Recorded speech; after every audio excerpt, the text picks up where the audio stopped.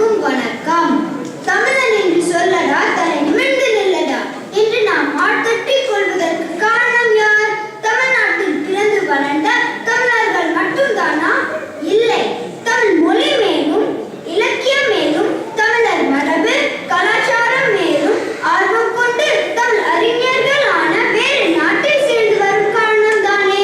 இத்தாலியில் பிறந்து வளர்ந்த கான்ஸ்டன்டைன் ஜோசப் பஷீர் தமிழ்நாடு வந்து தன் பெயர்